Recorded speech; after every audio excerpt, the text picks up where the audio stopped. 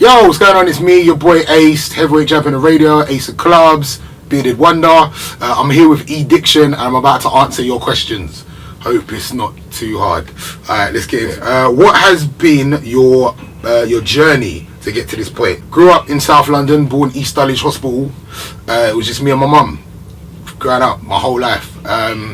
She was a single parent. I was the only child, so it was just her. She was my best friend. She still is, and she was the only person I really had to talk to at the time. But she had to work a lot because she was a very, very proud African woman who didn't want to have any benefits or any help from the government or even help from my father. So she went and worked a lot. So I spent a lot of time on my own. So when you spend a lot of time on your own, you have to kind of entertain yourself. So I spent a lot of time in my room listening to music. I had this old kind of, it wasn't a boombox because it was tiny, but it was like a little boombox that could record. You could record on, and I think I had this ever since I was about 4 years old. And I remember always listening to the radio on it, pretending to make radio shows, recording my voice, talking to myself, having conversations with myself, doing dumb things like having interviewing my toys. So that kind of is where the love of music and radio, the platform of radio kind of came from.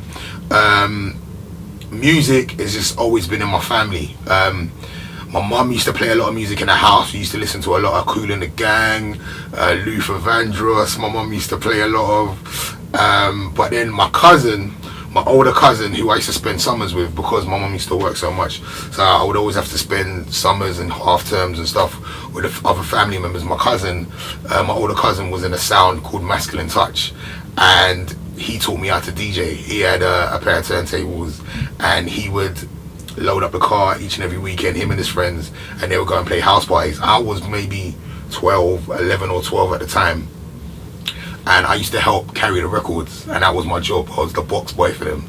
So I used to go to these house parties being so young, and I've always been a big guy, so I kind of didn't look my age, but I was able to get into these house parties and watch what they was doing in house parties, and just the effect that music had on people was something that to me was amazing. Like, to be able to play a record, you know, like when you're in a club and you hear your tune and you just lose your mind for that split moment, and to see people do that and to know that it's the DJ that's done it to them was something that I really craved. So around 10, 11 I started collecting records with the help of my cousin, and it just became an obsession. Used to use my dinner money for school, secondary school. You wouldn't know it but I didn't really eat. I didn't eat lunch, or I'd get friends to buy me lunch, and I'd spend my money on records, or I'd befriend girls. No, I wouldn't pimp or nothing, but I mean, I would, like, if I had friends and they wanted to buy, I would get records from however I could get the latest tunes. I would get them, and that for me was where it kind of began. And I was like the sickest bedroom DJ for a while. I begged my mum, I think at 14 years old, for some turntables. And at that time, my mum, again, you have to remember, my mum's an African woman, so she kind of, although she was very supportive and we're very close, she had probably bigger aspirations for me than being a DJ. And I'm pretty sure she would have wanted me to be a lawyer or a doctor or something, but she was supportive all the same. So to be able to go to her and say, look, Mum, I got this dream, I want to DJ, I'm buying all these tunes, look, if you can get me some turntables, I'm sure I can turn this into money or some kind of career. And I remember begging and eventually she bought me my first pair of turntables. And I studied, man. I was in my bedroom all the time. I used to do weird things, like if I was in bed and I was sleeping, I'd think about two tunes that would go together. I'd get out of my bed at 3 in the morning, and it was weird. It was like a really weird OCD obsession. It was like, there was a time when I couldn't walk past the turntables without turning them on and doing something before I went to go and eat cornflakes. It was weird. So I was doing that for a while. I was a bedroom DJ, and I was like the DJ in secondary school. So whenever there was some kind of house party, I was the guy that was the one that would go and we'd go and play the people's fight. And it was funny because obviously this is secondary school. I didn't have a car, I didn't have money for a cab, but I did have a bus pass. So me and my friends would carry turntables and record boxes, a good 12 of us on a bus, going to play parties on the weekends. And I mean, all of these are like things that I remember that are part of the reasons why I feel like I've paid my dues in terms of being a DJ, and why I'm very proud of where I am today, because there was them house parties where I mean, how many amps I blew over the years. Like, I remember borrowing an amp from my uncle and blowing it, and then being scared to tell him that I've blown his amp, and then taking apart the family hi-fi so I can use that amp, or stealing speakers from this friend. Like, there was so many things that went into just me being able to like upkeep being a DJ, and at that time not having any money because I wasn't old enough to work, and it was literally just pocket money, but you found a way because it was what you wanted to do. And I think at that time, although radio was a dream of mine and something that I caught onto from a young age, it never felt like there was no black people on the radio playing, like on mainstream radio I'm talking about, playing what I wanted to play, R&B and hip hop. It just seemed like something that was never going to happen at that time. It's mad because you think now, I'm pretty sure you listen to Capital Extra, you listen to One Extra, you listen to Kiss. At that time there was only black and urban music on pirate stations, you know what I mean? There was Tim Westwood, who was my favourite DJ at the time, but even then he doesn't look like me, so I never thought it was ever going to be possible for somebody like me to work at the BBC or anywhere like that. So it was a dream, but I dreamt, and I felt like if you've got a dream, you can probably achieve it. So I'm one of those optimistic people that if I'm stubborn as well, so I feel like if I've got my mind on something, I'm definitely gonna go for it. I don't know where if I'm gonna flop, or I just know that I need to go for it. I need to do it before I say I'm not gonna do it, or I'm gonna fail. So radio, yes, radio was something I always wanted to do, but DJing was something that I could do. So throughout school I was the DJ. I had a small rap career as well, but it was mostly about DJing for me. And then I got decent GCSEs. I didn't get great ones, but I got decent GCSEs. And then it became time to apply for college, sixth form college, and there was only one place I wanted to go. I went to visit a lot of different colleges.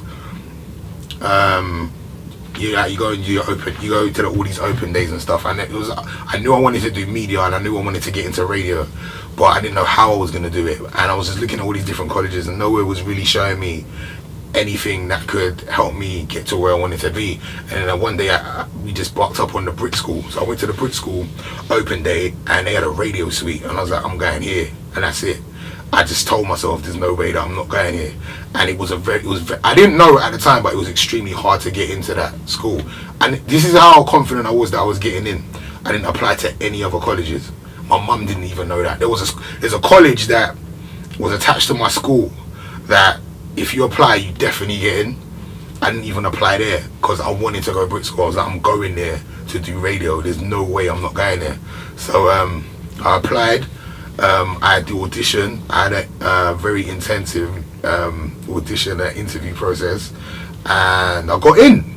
And there is where I kind of really honed in on the skills of radio. And I know there's a lot of people that, it's funny because I know a lot of people want to do radio and stuff, and feel like, oh, I can do radio because I've got a personality, or I can do radio because I can talk, or I can even present.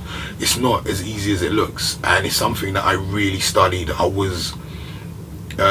I did a media course at the British School of Technology, and only one unit was radio, but I spent the majority of my time in the radio suite. I was up there all the time, after school, on lunchtime. I had a lunchtime radio show with my co-presenter at the time, Viz Dwayne, who I met there at the Brit School, who we went on to do a radio show, One Extra together. We had a radio show. I spent every spare hour in that radio show, just in that radio studio, perfecting how to edit tracks, how to make mixes sound perfect, how to put together packages. I could do it all. By the time I left, I got some very decent marks when I got out of the Brit school, and then went on to uni. Did uni for a little while. It wasn't really for me, and then I heard about the launch of a radio station from the BBC that catered for black music called One Extra. I mean, to cut a long story short, I sent them a demo, me and Viz's demo, and they liked it. They signed us, and that was like 12 years ago, and here we are today. That's my journey. Share your top wows, words of wisdom, proverbs, or philosophies that help to guide you through life. Okay. My mum always told me to say thank you. I think it goes so far. It sounds like a really obvious thing, but I think there's nothing worse than somebody doesn't appreciate something you've done for them, be it as small or as big. I think appreciation goes so far, and people will be happy to do things for you or help you if they know you're going to be appreciative of it. So definitely just make sure that people know that you appreciate their help or whatever you've done, be it big or small. Another thing is I can't stand. I'm.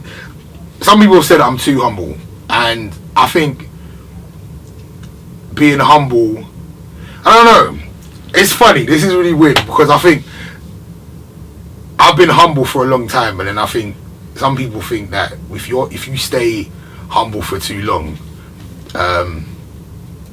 it's better to be a bit shy. I don't know. In this industry, you see people that kind of show off a bit get further in life, but I think being humble is important. I think being likable is important as well, especially in this industry. Like, I think there's amazing presenters out there, amazing radio presenters that are really good. They're amazing broadcasters, but no one likes them. No one's gonna want to listen to you if they don't like you. So I think being likable, being humble, and just saying thank you are the three main things. I think let's just dream, and being able to dream and say, do you know what, I can do this, and being stubborn with your dreams. Don't think that it's not possible. Don't let anybody tell you it's not possible. Don't listen to people that say that you can't do it as well. Like, I remember me saying to people that I wanted to be on radio and people laughing at me. I'm here now, so just dream and don't let anybody tell you that you can't do it. What are your top 5 tips for getting on top and staying on top? This is something that I'm still learning. I don't think I've got 5 tips, but this is one of the main things for me. Is I've said this. I'm a black guy from South London. I was a young black guy from South London when I got signed to the BBC, which is the biggest broadcasting company in this country. And I came straight out of college. I didn't know how to behave in this building, and I'd never had a 9 to 5 before. I'd never had to wear a suit. I never had been on a proper interview. I just came out of college and was in this massive building. It was really, it was daunting. It was very intimidating. And my way of dealing with being in this corporate environment that I wasn't anywhere near comfortable with was just being quiet and not saying anything to anybody. And I learned the hard way that that's not how you are supposed to behave in a corporate environment. And I think as black boys, sometimes we have this thing about begging it, and I'm not going to beg it. If they don't want to chat to me, I'm not going to chat to them. I'm not going to approach this person. But what we don't understand is we're hurting ourselves when we're not seem to be approachable and unthreatening. And even though I was just being quiet and I was keeping myself to myself, to certain people that's seen as threatening. It's like, well, they don't talk to other people. Like, this is me and Viz, my co-partner. We didn't know how to behave in this surrounding. This is the BBC, where you watch the news at 10 and there's guys in suits, and you know what I mean, you're thinking of like Terry Wogan and them, man, you know what I mean? But we're just two young guys that are off the street basically, from South London, and they've put us in this position and we didn't know how to handle it. So there is something called playing the game. Now, I'm not saying be fake. I'm not saying be an actor. I'm not saying do things that are not you. I'm just saying be comfortable. You're here for a reason. They've seen something that you like. They like about you. They liked what we did. They like our radio show. So we shouldn't come in here and feel intimidated. At the end of the day, we're all on the same level. We all bleed the same blood. We shouldn't feel like we can't talk to them, and we shouldn't make them feel like they can't talk to us. So it's important to play that game. It's so important to find out as well who you need to be talking to. For the first, this is gonna sound crazy, for the first maybe 4 or 5 years here, we never had meetings with the head of Radio 1 and 1 Extra. We was just content with doing a show that everybody loved. We got awards for it. We got nominated for awards for it. Everybody was singing our praises, but we didn't really even know who was signing our checks. We never had a meeting with that person. So we was probably in the lift with our boss and didn't know. But no one tells you that. No one tells you know what? Go and have a coffee with this person. Go and sit down with this person to tell them what your aspirations are. And it's important to find out who you're working with. It's important to find out what they like about you. And it's just important to be unthreatening and open and just be, I'm not saying be an idiot, I'm not saying be the clown, I'm just saying be warm and unthreatening. Be the person that people can come and talk to, because that goes so far. And it's something that even to this day I struggle to do. Sometimes I have meetings with the bosses now and it's a bit awkward because I'm not really that kind of person. I'm not really, but it's something that you have to learn and something that you have to do, and it will take you to the front. There's people here that I'm going to be honest, that I know are not better presenters than me, but I've got better slots than me because they know how to play the game. They've come far. They're not better than me. I'm saying now, but they're doing well because they can play the game properly, and it's something that I think a lot of young people don't want to do because we have this whole stigma about I ain't begging it. Boy, if they want to chat to me, come chat to us. You're not gonna go anywhere with that mentality or that attitude. So find out who it is you need to talk to, and try and be as unthreatening and as approachable as possible. That's the biggest thing I could tell anybody. Which track, song or musical compilation inspires you and why? Very possibly my favourite song of all time is Sounds of Blackness, Optimistic. Whenever I feel nervous or weary or unsure about something, that song in particular just takes away any form of doubt or worry or nervousness. If I'm going into a meeting or I'm going to do something that I deem as quite scary, that just calms me down. I don't know if it's the gospel in it or the words or the message in the song, but it's just everything about that song is just calming to me and brings me in a nicer place. So yeah, Sounds of Blackness, Optimistic. That's my record. What is your best wow from a track? Words of wisdom from a track? It'll probably be that one. Sounds of Blackness. Just keep your head up to the sky. You know what I mean?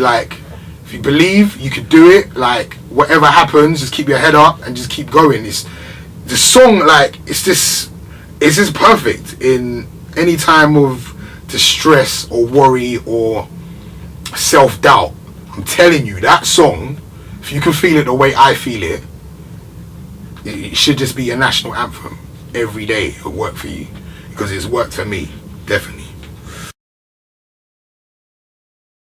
What's going on with you at the moment, and what's in the pipeline? Okay, at the moment, I'm still here. I'm on 1 Extra at the moment. At the moment, I'm freelance at 1 Extra, so you'll hear me all over the schedule. Today, I've just handled Charlie Sloth show. I'm handling that all week. I'm sometimes in the breakfast show. Sometimes you hear me doing Trevor Nelson. You'll hear me all over the schedule. So I'm still part of the station, but I've really concentrated on a lot of club work over the last couple of years. I'm running with this brand, Ace of Clubs, which basically means I'm the top guy in the clubs. If you need me to shell down your club, I'll do it for you. So I've been running around the UK. I've been on the motorway each and every weekend. I'm loving it, man. I'm hitting all the universities, all the different clubs. So I got a lot of that. And next year we're doing it more international. So I'm heading to Dubai In the middle of January, I got some bookings in Dubai and Abu Dhabi. I got one in Ethiopia, which I'm looking forward to. Last year, I went to Canada. So, I mean, I just want to travel this year, and I want to DJ in every single country. So I want to hit up. I really want to go to Australia. I've been to Japan before, but I didn't get an opportunity to DJ, so I want to do that as well. So this year, I just see myself on a lot of planes, but I'm definitely coming to a town near you very, very soon. But also something else that I'm really excited about is I really felt like, although I've spent 12 years at the BBC and I'm probably going to continue to be here and do more radio shows, I wanted to own something myself in terms of radio. So we have a brand called Cut the Chat myself, Femi Oyeniran, Damon, who's a barber to the stars, cuts all the celebrities' hairs, and Little Man, who's a comedian. We sit in a barbershop every week, and we've been doing a TV show for online where we just discuss what's been going on. We get special guests in the barbershop. We've had Ed Sheeran, we've had Deneo, we've had Jamar guests, we've had loads and loads of people come through the barbershop. So we're going to continue to do episodes of that for online. But what we've done now as well is we've set up a radio station so that once a week we have a radio show that complements the TV show as well. And with the radio show, we can say a lot more than we can do with the screen, because what we do is, well, when we film, we probably shoot for like 2 hours, but only 10 minutes of it goes online. With the radio show, we turn the mics up for 2 hours, and whatever happens. So next year, although we're going to combine the two, and we're going to have a radio show that's streamed online as well, so you can listen to it on your phone or on your computer and whatnot, but you can also watch it online as well. I'm really excited about that. We're gonna have listener interactions, so you can call up and have your say, because I know a lot of times we do these shows as well, and people are like, well, I didn't agree with what he said, but they can't get in touch. Well, this time you can. And as well, we're taking it on the road, because we did a lot of live shows this year as well. So we took it to Birmingham. We did a big show with Big Nasty. We did some at the Roundhouse Theatre. We did one at the Hospital Club. So we're going to take it on the road. We got the radio show, and we're going to continue to do shows in the barbershop. And that's something, I think, ownership as well. Start looking at things that you can own yourself, things that you can do. Like, it's all good having me having this talent to present and do radio, but the radio show I do for 1Xtra is not my show. It's a radio show I provide for them to put out. They own it. It's their thing. This is something that is mine. I can do whatever I want with it. I can shape it. I can own it. I can sell it if I wanted to. But it's ours. So look, Cut the Chat. We're on Instagram. We're on Twitter. It's very exciting. Very, very exciting. And I'm doing a lot of work with the WWE. It's something you might not know. I'm a big wrestling fan. It was embarrassing before, but it's not anymore. There's loads of closet wrestling fans out there. I know you like it. So I've done a lot of work with the WWE. I've been out to the last few WrestleManias. I hosted events for them in London, and I plan to do some more work with them in the forthcoming year. So 2015 is going to be very exciting for me. I'm looking forward to it. Any final advice, other tips, comments, or suggestions to young people trying to make it? Again, I said it before, but I just really want to just bring it home. Like, it's important that you are approachable and that you don't come across as mean or rude or unlikable. I'm not telling you to sell out or be an idiot. I'm just saying, like, if you want to make it in the bigger mainstream or in the corporate world, people need to be able to talk to you. And I think a lot of young people think that talent is all you need. It's not. You need to be able to talk to people in higher positions. Also as well, like, the main thing is your talent. So learn your craft. Like, learn everything about it. If you want to be a radio presenter, learn what every single button on the desk does. Learn how to speak, learn how to do interviews properly, listen to other radio shows. Just learn it. Make sure you learn every single bit of your craft, because there's always going to be somebody that's better than you, or is potentially better than you, but you just have to make sure that you've got every single base covered. So learn, tweak every day, practice. If you're serious about it, then, you know what I mean, you can do big things with it. Yes, what's going on? It's your boy Ace, heavyweight champion of radio, Ace Clubs, the bearded wonder. And one more time, I want to big up to Ediction for the very intense interview. Big up, keep doing your thing. I love what you lot are doing. Keep going.